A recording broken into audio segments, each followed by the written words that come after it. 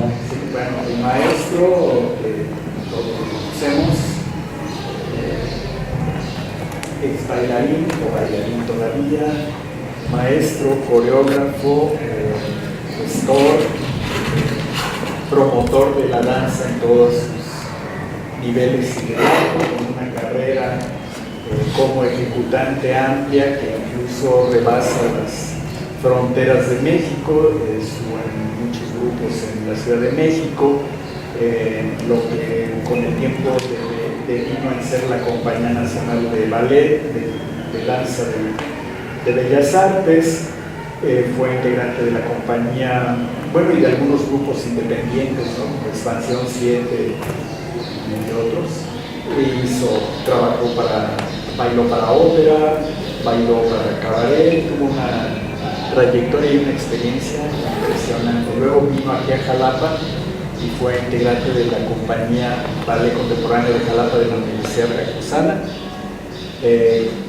catedrático fundador de la Facultad de Danza, director por dos periodos de la facultad, fundador y director y coreógrafo principal de módulo Danza Contemporánea, grupo independiente antes de Vera Danza. Fue director de la Escuela Nacional de Danza Clásica y Contemporánea de Bellas Artes, director del Centro Veracruzano de las Artes en Veracruz, de la Casa Atarazanas, y es una persona que está en constante movimiento y algo que es importantísimo, siempre está dispuesto a entrarle a cualquier proyecto que se le presente. Dice, vamos a hacer esto, órale. Y ahí va nosotros, o con quien se trata, a hacer cosas que un poco de lo que se sienta hay que hacer. Entonces, muchas gracias, Ernesto. También una característica, soy muy loco, muy desmecatado. Por eso me resistía yo a usar el micrófono. Digo, bueno, vamos a cotorrear aquí muy en corto. Y de repente me siento un poco endurecido con el micrófono, pero bueno, todo sea porque se registre ahí, porque también debo confesar que desde hace ya un buen de tiempo doy conferencias y charlas y qué sé yo, y nunca escribo ya absolutamente nada, igual que con la coreografía. La primera coreografía que hice, me acuerdo que pasaba horas frente al espejo, marcando todos y cada uno de los movimientos que quería que luego los bailarines hicieran. Lo cual era como un poco la manera quizá más tradicional de hacer coreografía. Al paso del tiempo fui encontrando muchas otras maneras de manejar el asunto, una de las cuales es precisamente de que un poco habla, que cuando uno tiene la idea de a dónde va, el movimiento lo resuelve de manera espontánea en el momento y con los bailarines con quienes colabora. Y eso es mucho más ágil, mucho más efectivo, y creo, para mi gusto, que tiene que ver precisamente con esto que quiero decir acerca del concepto general de coreografía. Lo primero dice, bueno, ¿qué significa coreografía? Vamos al diccionario, no sé qué, pero pues dice la raíz movimiento y graficación. Bueno, sí, originalmente el término proviene de la posibilidad de anotar el movimiento, cosa que proviene más o menos de la Alta Edad Media, el Renacimiento, con las danzas de corte que comienzan a tratar de anotar, y me aparece la orquesografía de tu anotar, y qué sé yo, ¿sí? Pero en realidad el término, si hemos de hacerle caso a Sergio Lifar, que por ahí de mediados de los 50 elaboró su extenso texto al que le ponen simplemente la danza, ¿sí? Él habla mucho de el origen del sentido de la danza desde los rituales más antiguos en Grecia. Yo creo que eso es totalmente correcto, aunque yo quisiera ir todavía un poco más antes, como dicen. Yo encuentro que la danza finalmente no es más que parte de un proceso de elaboración del lenguaje, y que las primeras formas de comunicación entre los seres humanos provienen precisamente de su capacidad de corporizar las imágenes de la realidad, es decir, de mimetizar. Y por eso, bueno, las primeras formas de arte, por así decir, son esta mezcla de teatro, danza, artes plásticas, todo, música, todo junto, pero siempre a partir de un impulso primigenio de comunicar, contar a los demás algo a través del cuerpo, cosa que hasta la fecha es profundamente humano. Yo creo que todos tenemos esta característica de que nos, y más, bueno, depende de qué lugar, a lo mejor los suizos no tanto, pero por ejemplo, por nuestros lares somos profundamente corporales. Yo no puedo hablar si no estoy moviéndome, ¿sí? Y el signo del cuerpo persiste a través de los años, y doy un ejemplo muy claro. Cuando uno de lejos ve a alguien y le dice que le va a llamar por teléfono, lo hace diciendo: ¿qué significa este gesto? Originalmente el teléfono era sujetar una bocina, darle cuerda al teléfono, y entonces con otra cosa que se ponía acá se establecía la comunicación. Lo mismo, vamos a filmar. Díganme ustedes cuánto tiempo hace que las cámaras no necesita uno darles cuerda, como originalmente era, con la manivela en las cámaras fijas y con la cuerda en las cámaras portátiles. Sin embargo, pasan, ¿cuántos? 100 años, y todavía tenemos ya alojado en el inconsciente colectivo que eso significa manejar una cámara y filmar. Bueno, pues ahora, pues, en todo caso podríamos decir que lo voy a hacer con el celular, pero el signo que está registrado en lo profundo es este. Entonces, como que el movimiento del cuerpo deviene eventualmente simbología, y por eso digo que el desarrollo del movimiento danzado está profundamente ligado con un intento primigenio de desarrollar la capacidad de comunicación. Es por eso que también, si hemos de hacerle caso a Kurt Sachs, él habla de esto, de la danza como la utilización de la energía que quedaba libre después de las ocupaciones fundamentales del trabajo, y que las primeras formas son precisamente lo que llaman las danzas imitativas, en las cuales se reproducían los mecanismos de la actividad social, es decir, la actividad productiva fundamental. ¿Cuál era? La cacería. Entonces se representaba la cacería, y eso es lo que da origen al teatro y a la danza, y eventualmente también a las artes plásticas, según Plejano, que dice que la pintura de guerra y el uso de semillas y qué sé yo, en la pintura del cuerpo, son el origen, a través también de la mimetización, de lo que eventualmente sería el manejo del color y demás en las artes plásticas. Entonces, la representación del cazador, y en algún momento la separación entre el cazador y el animal cazado, ¿sí?, permite este inicio de lo que sería la creación de personajes.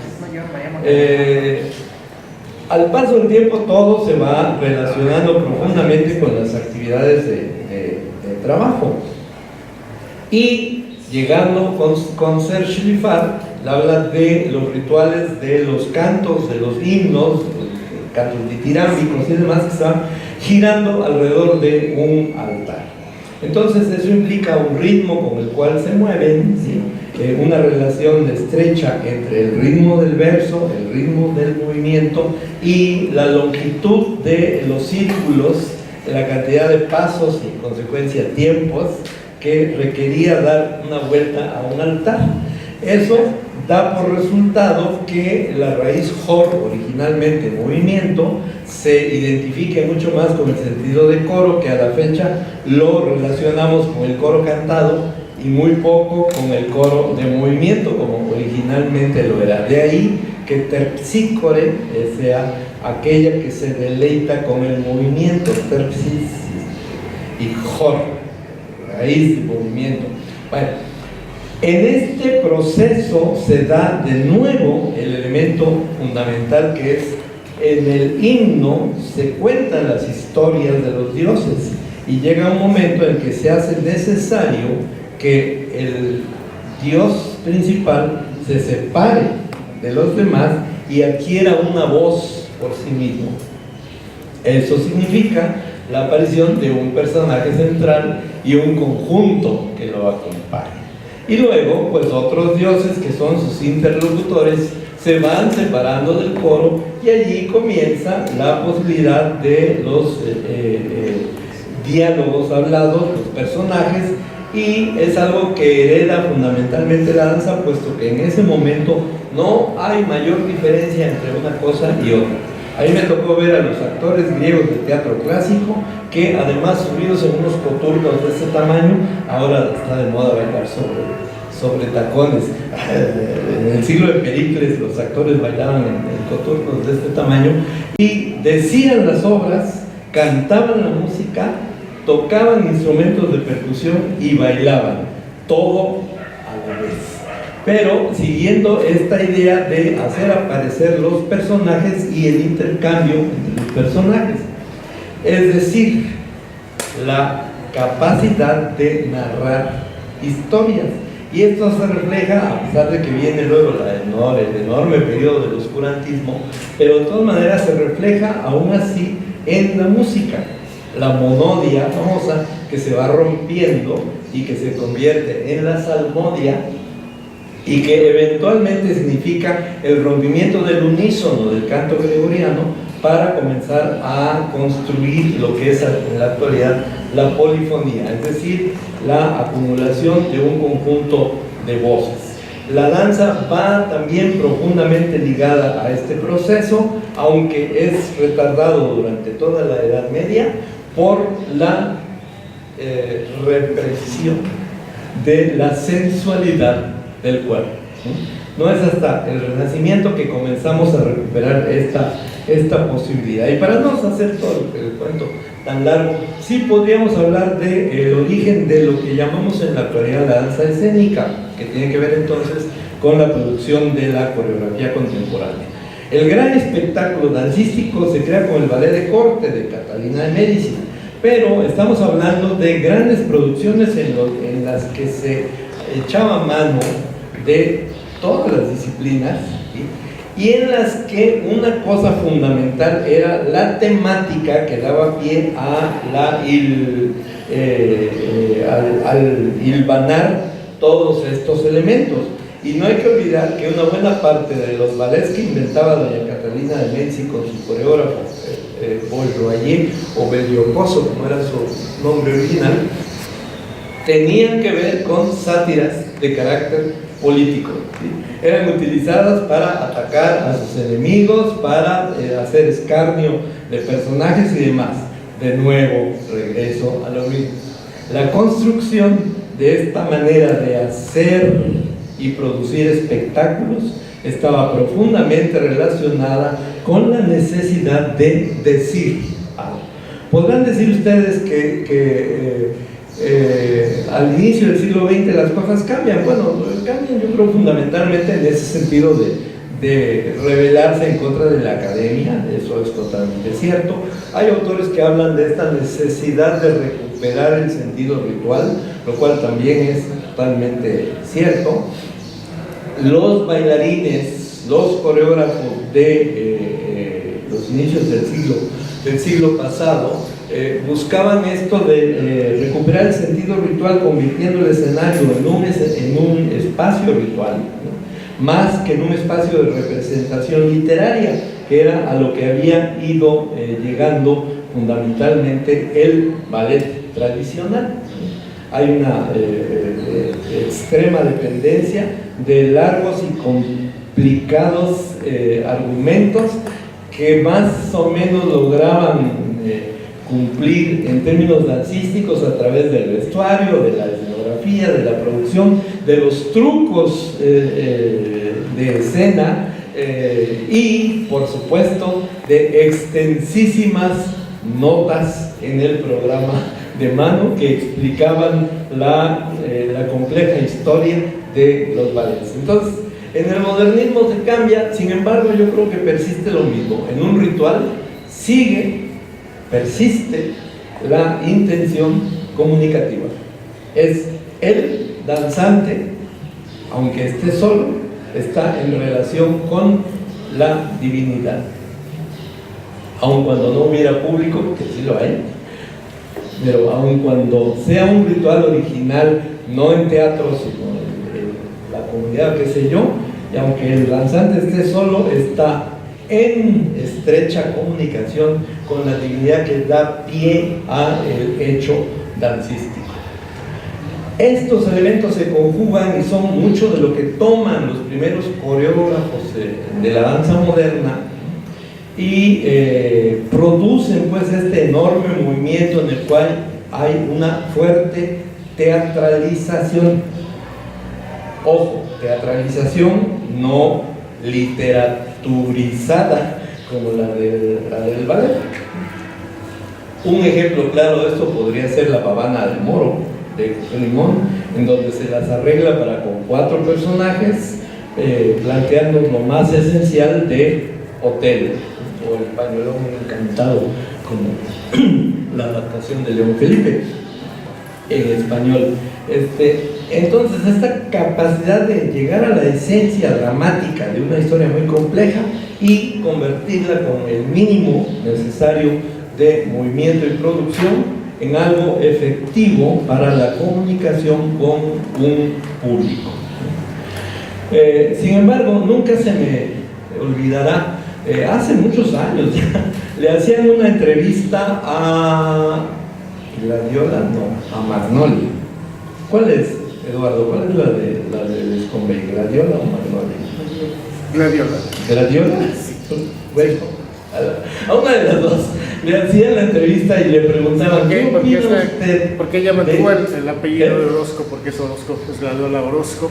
En cambio, Magnolia sí se puso Flores, que es el apellido del maestro. Sí, sí, ese es el. Bueno, el caso es que le preguntaban que qué opinaba acerca de la decadencia de la danza en México. Y ella decía, ¿cómo que cuál decadencia? Dice, que yo sepa, para que haya decadencia primero tiene que haber esplendor. Y yo no he visto que todavía en México se haya llegado a la construcción de un esplendor dancístico que permita pues ver que hay un declive hacia una decadencia. Y eso se me quedó muy grabado, porque entonces la historia de la composición coreográfica en México tiene mucho que ver con todos estos bandazos que significaron la relación entre los viejos métodos de composición en el ballet, los elementos que se iban incrustando por estos enfoques modernos o modernizantes, tomados mucho de las culturas tradicionales, el tipo de movimiento, la actitud de compromiso ritual, etc. Más una cuestión muy importante que era la homogeneización y la búsqueda de sistematización de códigos que en buena medida lleva hacia lo que conocemos actualmente como el ballet folclórico. ¿Qué diablos es el ballet folclórico? Bueno, es precisamente un intento de rescatar las danzas y música y cantos del pueblo, pero que son llevados al escenario en un principio un poco como algo medio exótico, mostrar qué era lo que hacen los naturales de tal región, pero que poco a poco y por necesidades de carácter político van evolucionando a convertirse en alegorías. El Estado o los Estados nacionales siempre buscan promover esto, es decir, quieren reducir, son reduccionistas, pues tiene que haber un símbolo que permita identificar lo nacional. Y los ballets que trataban de registrar costumbres y tradiciones de los pueblos comienzan a entrar dentro de este proceso de codificación de alegorías que se convierten después ya en lenguajes muy estipulados. Y un ejemplo muy claro de eso podría ser como en Veracruz el maestro Miguel Vélez desarrolla ciertas maneras de bailar, pasos, evoluciones, dibujos coreográficos y demás, pero el grueso de sus bailarines son alumnos de la Escuela Normal Veracruzana.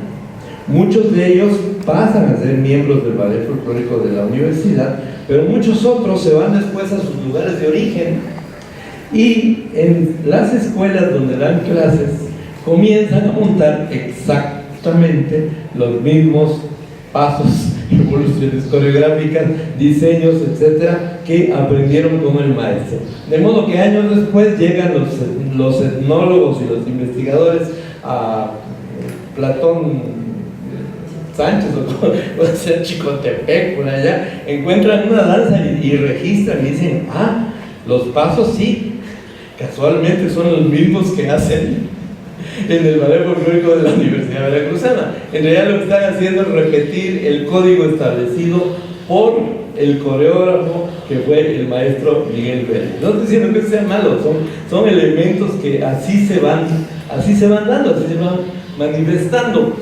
Pero al Estado le importa mucho este proceso de homogeneización, esta búsqueda de lo nacional. Y ya ven, en los últimos tiempos en Veracruz, un ejemplo muy claro son las placas. Se han estado peleando por ver qué imagen va a haber en la placa de los coches que identifique a Veracruz. Entonces, una administración gubernamental se le ocurre que hay que poner la pirámide del Tajín. Bueno, sí, pues sí, no es muy veracruzana, pero en términos de simbolismo representa precisamente a las culturas del norte. Luego viene otro, no, ponen una pareja de bailarines de jarocho. Lo cual, bueno, primero habría que buscarle mucho al respecto del traje establecido como el traje de jarocho, que en realidad es un traje desarrollado para fines escénicos.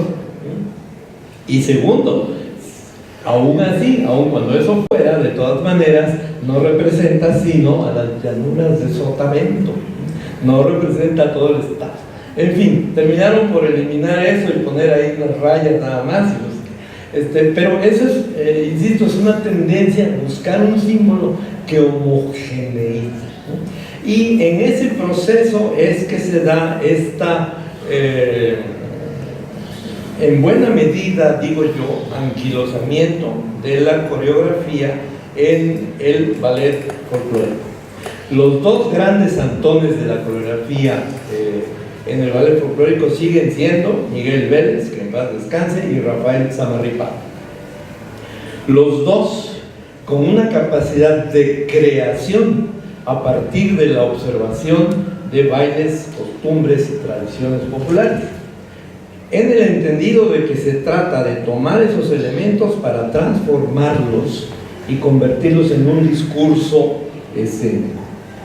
Y para mi gusto, todavía más me gusta el trabajo de Samarripa. Recuerdo en alguna ocasión por ahí, en una reunión que hubo, me tocó estar como dos o tres horas en un café escuchando una larga conversación entre Amparo Sevilla, Marco Antonio Silva y Rodolfo Reyes Cortés, discutiendo sobre la vieja y bizantina discusión de que si los ballets folclóricos adulteraban la tradición o no, que si era válido subir el baile popular al escenario o no, y no sé cuánto, y yo permanecí callado. Hasta después de ese tiempo, de repente dijeron, oye, Alejandro, tú no has dicho nada, ¿tú qué piensas? Digo, yo pienso que ese sigue siendo una falsa discusión. El asunto es que el ballet folclórico es una manifestación escénica y hay que entenderla así. Si ustedes quieren que cambie, tienen que darles elementos a los coreógrafos de los ballets folclóricos para que se desarrollen y avancen en la capacidad de composición, porque en este momento la gran mayoría de lo que hay no es más que una repetición de lo que inventaron Amalia, Miguel, Angelina, ¿cómo se llama? La de la UNAM, el Nuevo Reino de León, o sea, qué sé yo, los grandes creadores y todos se han quedado en una repetición de eso. Para mi gusto, les dije, Samarripa hace algo, por ejemplo, tiene un par de ballets en los que toma un elemento, pero lo desarrolla escénicamente. Y hay un ballet maravilloso hecho sobre el corrido de Rosita Alvírez, y hecho con rompimientos brechtianos, un narrador que dice, es que Rosita no sé qué, ¡pum! Y cambia la acción un poco a la manera de Sut Sut, como ese personaje que va introduciendo la acción, así lo hace. Una danza excelente que tiene, sacada ¿cómo se llama? El señor de Colima, que llama Perros de Fuego, algo así, y que a partir de la postura de la estatua comienza a desarrollar movimientos bien interesantes. Entonces, ahí está, creo, una beta muy pues prometedora. La cosa es si la gente se da cuenta que es por ahí. Yo no lo percibo para nada, porque la gente sigue repitiendo patrones de pasos, diseños espaciales, de vestuario, etcétera, que hicieron ya desde hace por lo menos 50 años todos estos creadores. Entonces eso me lleva a cómo se relaciona con el ballet y con la danza moderna, ahora llamada contemporánea. En todos estos avatares, idas y venidas, está siempre presente la necesidad de simbolizar a través del cuerpo, que insisto, es una cualidad profundamente humana, ¿sí? Pero condicionada por una cantidad de factores extra artísticos, sociales, inclusive económicos. No es posible entender todo esto del desarrollo de los ballets folclóricos. Hay un texto de Pablo Parga que se llama Cuerpo Vestido de Nación, donde todo este proceso histórico está muy claramente analizado y planteado. No se puede entender este proceso si no es precisamente con la generación de apoyos económicos por parte del Estado para crear un conjunto que represente al Estado. Iniciado esto por Moisés al salir de la cortina de hierro en los años 50 y copiado después por todos los estados nacionales, pasando por, pues, no sé, you name it, Getúlio Vargas, Garrido Caraval, en Tabasco, etcétera, etcétera, etcétera. Las danzas nacionales se cuelan en los ballets, ¿sí? Y se crean estas visiones idealizadas de una sociedad que no existe más que en la ensoñación estilizada y depurada de estos intentos de reducir a un modelo una realidad que se resiste a corresponder a ese modelo. Y eso me lleva entonces que mi historia como compositor, en algún momento recuerdo el director de la Compañía Nacional de Danza, en ese entonces Ballet Clásico de México, me dijo: Alejandro, quiero que compongas una coreografía para la compañía. Escoge a qué bailarines quieres, fulano te va a diseñar el vestuario, o hay que ver el tiempo de ensayo, la música, no sé qué. Y dije, oh. Entonces me acuerdo que me fui en estado de shock a mi casa. Dije, ¿y ahora qué voy a hacer? Y comencé a rascar entre mis discos para ver una música. Me acuerdo mucho que escuché en radio que vendían el concierto para grupo de rock y orquesta de John Lord. Dije, a ver, lo compré, casi lo rayé de tanto oírlo para ver si esa música de rock progresivo me inspiraba para hacer la coreografía. Después de estar horas y horas y horas y días, toda la tarde, parte de la noche en mi casa tratando de encontrarme, me di cuenta que no tenía idea de cómo hacer una coreografía. Entonces, con todo el dolor de mi corazón, regresé y le dije al director, a Job Sanders: yo lo siento mucho, no puedo hacer una coreografía. No saben cómo me arrepiento, porque nunca jamás volví a tener una oportunidad de esa magnitud, que me dijeron: ahí tienes a toda la Compañía Nacional de Danza, escoge lo que quieras, te vamos a dar toda la producción y todo lo que quieras. Nunca más logré conseguir eso, pero creo que fue muy bueno. Me retrotraje, me puse a buscar, a leer, a investigar, y eventualmente caí en las manos del maestro Javier Francis con sus cursos de composición coreográfica, que me fueron dando otras maneras de concebir el proceso de composición. Curiosamente, el modelo del maestro Javier tenía que ver profundamente con esta, en principio, capacidad de observación de la realidad. Encontrar los patrones de comportamiento en la realidad, tomarlos como motivos generadores que llevaran a desarrollar un lenguaje que expresara específicamente lo que deseara uno expresar. Y recuerdo mucho un compañero en ese momento que tomaba el mismo taller, actual maestro y coreógrafo allá en Mérida, Yucatán, el maestro Víctor Salas. Me acuerdo que trajo un ejercicio coreográfico en donde comenzó a hacer cosas así, se volteaba como en cruz y terminó su ejercicio y el maestro dijo: ¿y eso qué es? Entonces Víctor inmediatamente comenzó a lanzarle una extensa explicación diciendo que el dios Chac no sé qué, que entonces él se ponía así porque estaba relacionado con el cielo y la tierra, y que si se movía así era porque tenía que tocar los 4 puntos cardinales y no sé cuánto. Y le dijo: sí, pero todo eso tiene que ver con un código que solamente se entiende si estás en posesión del código.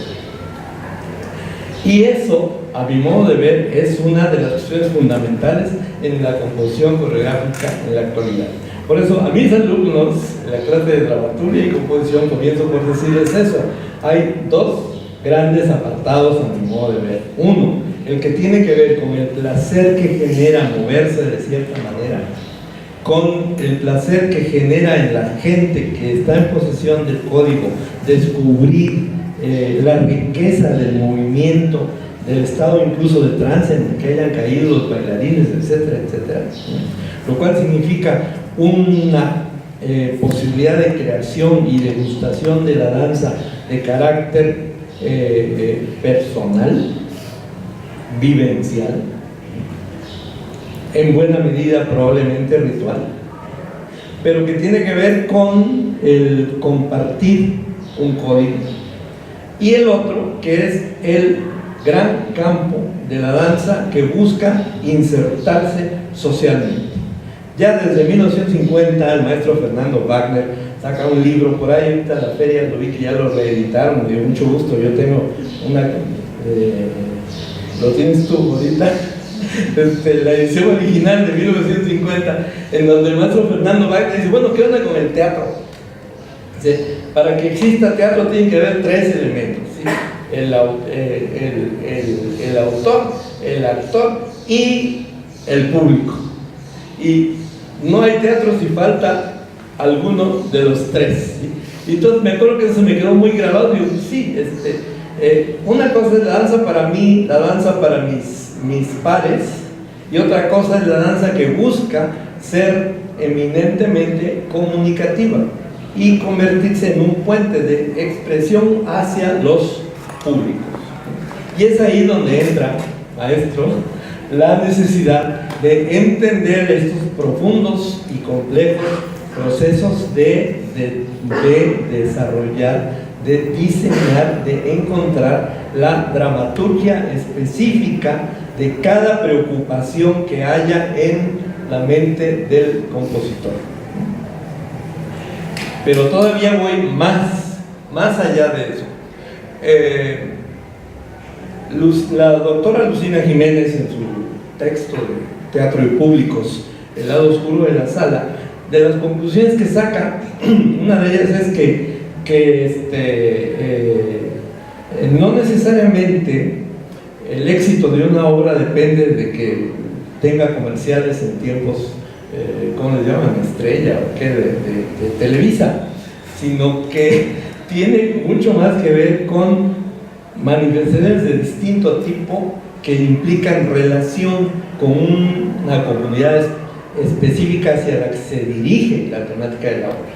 Y ella lo dice con todos los pelos en la mano, como directora académica del CENART, entonces dice que grupos muy buenos que vinieron del extranjero y que los anunciaron en estos horarios estelares de Televisa, a la hora de dar las funciones no llegó nadie. Y otros grupos que no tuvieron nada de eso, en cambio tuvieron el teatro lleno y a reventar. ¿Por qué? Estamos hablando de todas estas cosas que cada vez se hacen más complejas, de los nichos en los que se mueve un producto, de las relaciones comunicacionales que se dan con sectores específicos de la población y con las necesidades de los creadores en relación con el contexto social en el que se van a mover. Y eso modifica sustancialmente la idea de la composición coreográfica.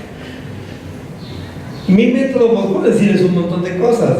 Hay un montón de textos ahí. Hay uno que yo utilizo mucho, incluso en mis clases, con la composición en la danza, una guía práctica para maestros, de Jacqueline Smith. Y ella habla de esto, hace una metodización de los detonadores que pueden generar una idea motivadora y no sé qué, y toma de muchos autores y todos los sistematizan en un método. Bueno, yo diría que bastaría seguir eso y tenemos más o menos asegurado el éxito de una composición, pero eso es uno. A lo mejor yo lo sigo o lo medio sigo, pero hay muchas maneras y muchos métodos de construir danzas. El asunto está en hacia dónde va dirigida toda esa energía, con qué finalidad, qué espero conseguir de la creación, muestra y distribución del producto artístico en particular, que es mi obra coreográfica. ¿Qué quiero con eso? ¿A quién me dirijo? Con esto, y ya voy a terminar, no pretendo descalificar lo que no corresponda a mi manera de entender la coreografía. Sí, yo traigo ideas que me fluyen todo el tiempo en la cabeza y que de buenas a primeras se convierten en un motivo generador. El que comienzo a trabajar, no me meto al salón de ensayos si no tengo claro qué diablos quiero hacer, si no comienzo a armar una propuesta de un hilo conductor dramático. Ojo, hilo conductor dramático para un discurso, no necesariamente, lo repito todo el tiempo, una anécdota o un argumento cerrado, ¿sí? Un conjunto de ideas que son un discurso que discurre,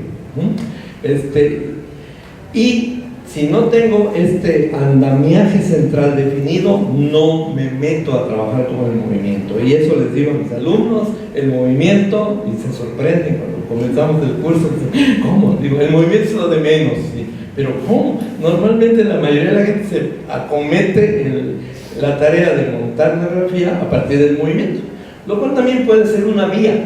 Lo que sí digo es que el hacer una danza a partir del placer que me da encontrar quién sé cuántas posibilidades que la elasticidad de mis articulaciones me permite, está muy bien. La cuestión es quién va a compartir contigo ese mismo placer. ¿Quién lo va a ver? Por eso, en buena medida, los públicos se contraen cada vez más. La otra, la construcción de códigos cada vez más complejos. Si yo les digo a ustedes 1, 2, 3, 5, 8, 13, 21, ¿qué diablos es eso? Bueno, eso es una serie de números, la serie de Fibonacci, pero la primera vez que alguien me dijo la serie de Fibonacci, yo no tenía la menor idea hasta que después dije, Bueno, esto sucede con mucha frecuencia en estos tiempos con esta habilidad de encontrar fórmulas secretas como la de Rubén Gámez para armar movimientos. Tampoco digo que eso esté mal, lo único que digo es que si no conoces la serie de Fibonacci y te la presentan, pues vas a decir, pues quién sabe, pues son unos números, ¿no? Y he visto coreografías que yo he disfrutado incluso porque veo ciertas cosas, pero veía a mi hijo a un lado, ¿sí? Disfrutando enormemente. Después me explicaba, es que había un patrón que se repetía y que no sé qué, y que luego y entonces me di cuenta que había una cantidad de fórmulas matemáticas que habían dado pie a la organización de secuencias de movimiento en esa obra que estábamos viendo. Yo vi otras cosas y la disfruté también, pero está esta cuestión cada vez más compleja de la polisemia. Yo puedo ver una cosa, tú verás otra, y es muy probable que muy pocos vean exactamente el patrón que dio origen a la obra, porque muy pocos son los que están en posesión exacta del código que animó al coreógrafo. Y por otro lado, esta posibilidad de manejar la dramaturgia de la composición de manera que permita establecer relaciones muy directas con los públicos, lo cual quiere decir que no todas las obras son para todos los públicos ni para todos los contextos, y inclusive el ropaje que rodea a la composición coreográfica debe ser pensado desde un principio en términos de su distribución, que es la principal conclusión a la que llega Lucina Jiménez. Dice, se crean obras, pero poco se piensa en la distribución desde el principio del proceso que va a llevar hacia la concreción de la obra coreográfica. Lo cual hace que pues, muchas veces los mismos títulos de las obras, la información que aparece en las carteleras, etcétera, se convierten en ruidos que obstaculizan el posible interés de un público. Y por último, que a mí, en lo personal, desde hace un buen tiempo, ya no me preocupa tanto la cuestión de los métodos, ya no me preocupa tanto el atenerme a una propuesta estética en particular. Cada vez me preocupa menos eso, me preocupa mucho más ver qué voy a decir, para quién lo voy a decir, con qué finalidad lo voy a decir y en consecuencia de qué herramientas y en qué contexto lo voy a decir. Y me preocupa muchísimo más eso porque pienso que cada vez más el medio de la composición coreográfica en México se hace profundamente endogámico, ¿no? Se hacen danzas de bailarines para bailarines que solamente ven los propios bailarines, quienes por lo general no tienen dinero para pagar el boleto, siempre piden una cortesía. Entonces el posible mercado, la creación de públicos que eventualmente dieran pie a un campo de trabajo, pues cada vez se va haciendo más y más y más lejana. Y en esa situación es donde Ocesa y Federico González Compeá y todos esos Billy Elliot y no sé cuánto entran y acaparan esos campos porque manejan un producto de entretenimiento ligero que efectivamente permite lecturas más fáciles y nos roba, ¿sí?, a todo ese público potencial que pudiéramos tener, que nosotros mismos limitamos en su acceso a nuestro producto. Hay mucho que hacer por ahí, hay mucha tela de donde cortar. La coreografía entonces creo que sigue siendo un elemento profundamente humano y que los artistas, si hacen coreografía con fines artísticos, es porque están buscando estos vehículos de relación con mis congéneres, es decir, la relación artista-públicos, comunicando a través de lo que hago. De muchas maneras, algunas más complejas, algunas más sencillas, creo que todas son válidas.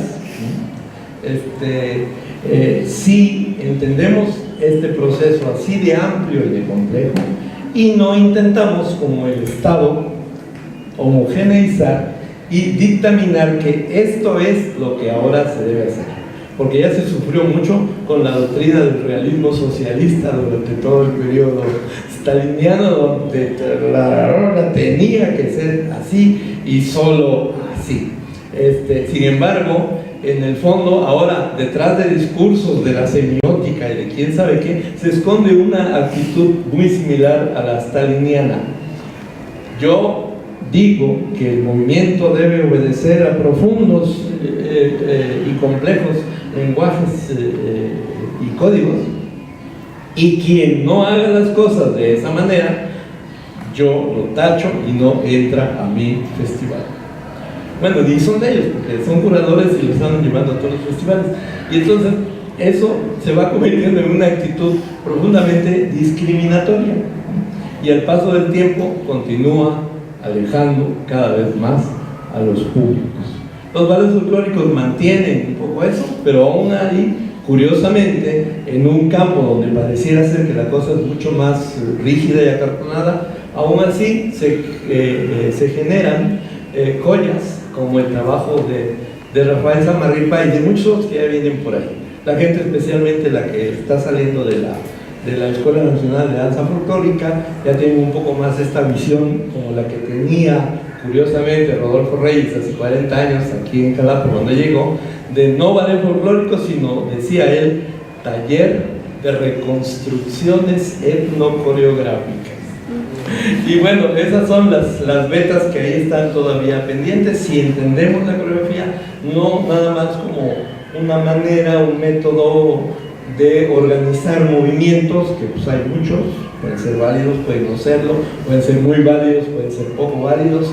Podemos, como Merce Cunningham y John Cage, tirar las monedas de Li Ching y sacar de un hexagrama la manera como se va a articular las combinaciones en la función que va a comenzar dentro de 15 minutos, que será su procedimiento. Ok, ¿sí? Está bien, pero creo que hace falta mucho más esta otra parte que nos permita asumir con toda claridad por qué hacemos coreografía, de qué método o métodos nos vamos a valer de acuerdo a la circunstancia específica en la que cada idea coreográfica se va a llevar a cabo, con ciertas y solo esas ciertas finalidades. No en abierto, porque si no corremos el peligro de vivir frustrados y no entienden mi obra, el público no viene, el teatro está vacío y mi obra maestra está en escena. Entonces, si seguimos pensando así, requiesca en pacha. Vale, pues eso es todo. Muchas gracias.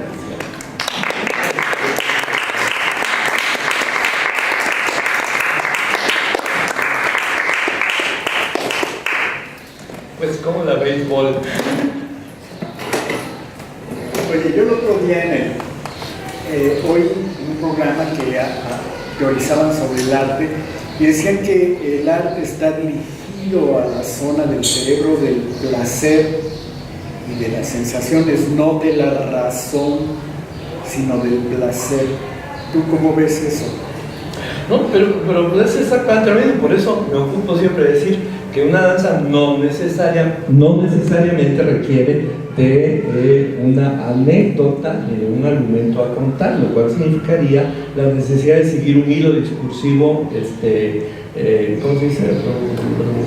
Unilineal, pues. Que por eso hay tantas estructuras ahora dramáticas que no necesariamente obedecen a la concepción aristotélica de unidad de tiempo y espacio, que pueden ser incluso enormemente fracturadas con la idea de que en la mente del espectador finalmente se cree un cóctel particular que cada sensibilidad del espectador asume de manera distinta, lo cual está bien. Pero aún eso no es un caos al azar, es algo pensado, ¿sí?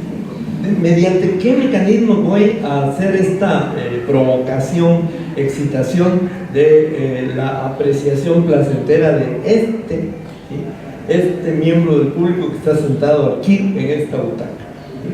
Y según eso provoco mayor o menor cantidad de cosas, ¿no? Insisto, un hilo discursivo, no estoy diciendo ni siquiera un discurso cerrado, no.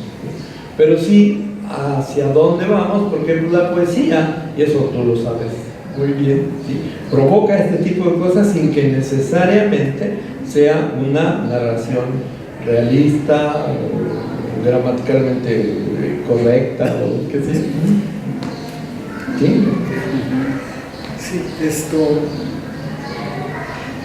todo esto que tú dices y que hemos comentado otras veces, de que cuando uno empieza algo, lo primero que debe saber es a dónde va a llegar un objetivo, conjunto de personas, lo que sea, cómo se lo voy a decir, qué le quiero decir, pero creo que también implica qué reacción quiero provocar en él, ¿no? Porque yo se lo puedo decir, se lo quiero decir, se lo digo de alguna manera, pero el éxito está en conseguir la reacción que yo espero desde el momento en que planeo esa obra o no sé, coreografía. Así es, sin olvidar siempre que toda obra artística es fundamentalmente connotativa y no denotativa. Siempre hay un espectro amplio de posibilidades de interpretación y de resultados de lo que uno hace. Claro que si uno elabora los discursos, se mantienen las reacciones dentro de una cierta gama, que es lo que uno espera, aunque a veces hay sorpresas tremendas. ¿No te acuerdas aquel solo que hizo José Manuel con una banderita que llamaba Levantamiento de Paz? Sí. Aparecía un muchacho con un uniforme, algo que se dejaba un uniforme militar, con un palito que tenía una telita blanca, y entonces se tiraba al piso y sacaba la banderita. Bueno, está simpático su solo, y además su nombre ese que le inventó, Levantamiento de Paz, porque levantaba el palito con la bandera blanca. Lo metimos al repertorio, lo bailaba, y como era algo muy sencillo, por ejemplo, las funciones que damos en escuelas y eso, los niños, sí. Pero he aquí que vamos a El Salvador, en plena época de guerra, cuando la gente, en ese momento, el Frente Farabundo y Martí estaba lanzando la consigna de no al conflicto, solución política negociada. Eso decían todo el tiempo. Entonces se presenta en una función en la Universidad de El Salvador y sale José Manuel y hace su dancita con su palito y su banderita blanca, y la gente allá dijo, cobró un significado enormemente efectivo para ellos, porque de repente el soldado con la banderita blanca se convertía en una simbología muy necesaria para ellos, ¿sí? Y entonces pues era un hit que nunca soñó José Manuel ni nosotros mismos que íbamos a encontrar. Entonces digo, siempre está un poco esto abierto a las interpretaciones, pero siempre hay un germen de hilo discursivo debajo de todo.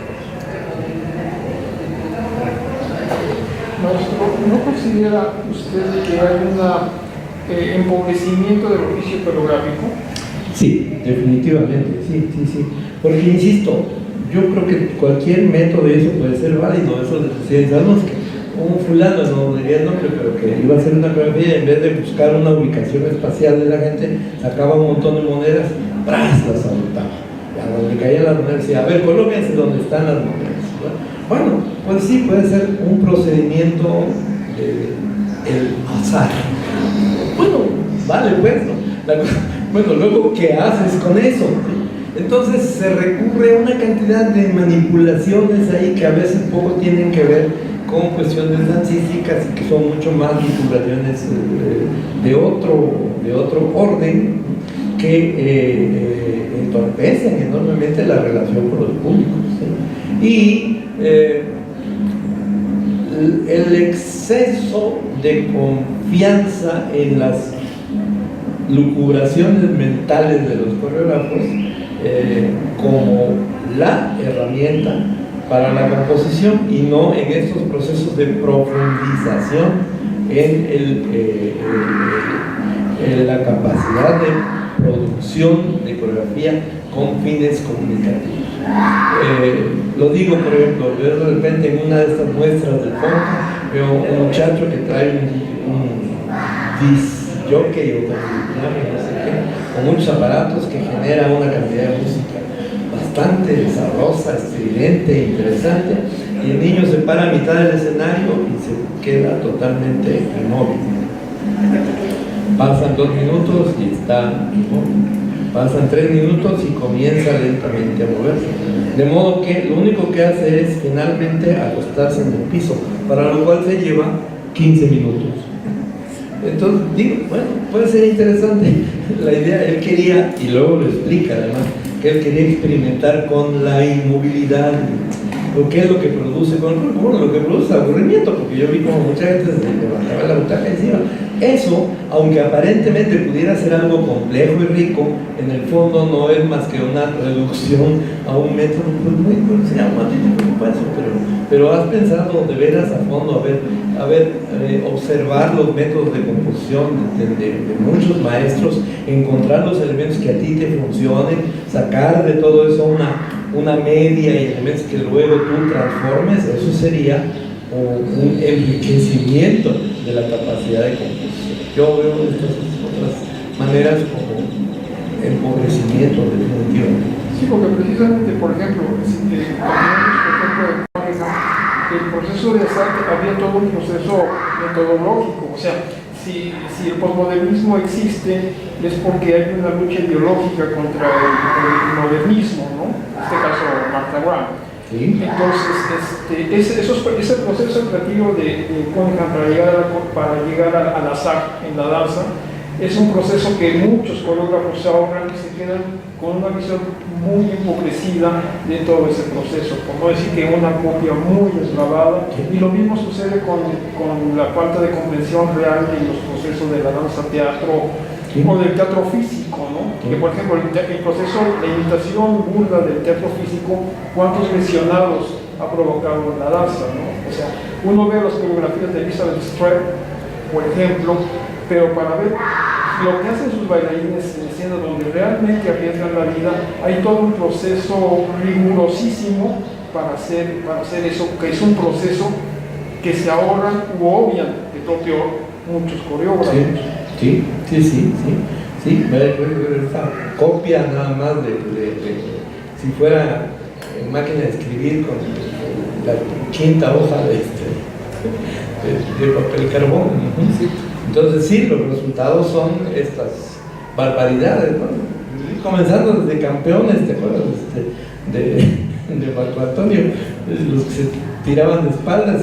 ¿Y quién era Saúl? El que estaba ahí de rodillas, ahí brincando las rodillas, y se pegaba en la cara y chillaba y no sé qué. Bueno, ¿y qué es lo que pasaba? Que terminaba la función y llegábamos ahí al restaurante del Concordia y veíamos que Saúl bajaba cojeando y pasaba a la cocina y salía con 2 bolsas de hielo y decía, oye, ¿cuándo vas a cenar? No, tengo que poner esto porque tenía las rodillas hechas verdaderamente polvo.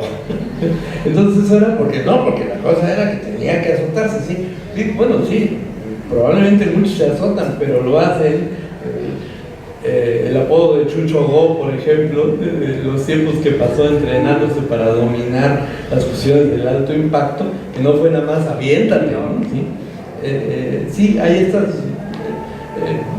posibilidades, sí, de composición que no son más que una reducción muy cómoda de algo que necesariamente debía ser muy profundo y muy complejo. Yo creo que eso tiene mucho que ver con esta urgencia que hay de los jóvenes de de un día para otro saltarse los procesos. el piso al penthouse de un brinco, y además de un brinco vertical, una urgencia, y en esa urgencia obvian todo lo que debe ser el proceso. Lo eliminan. Lo único que pasa es que ese brinco ahí se queda. Luego no hay posibilidad, ahí se les acaba todo, no hay posibilidad de brincar a otro penthouse más arriba.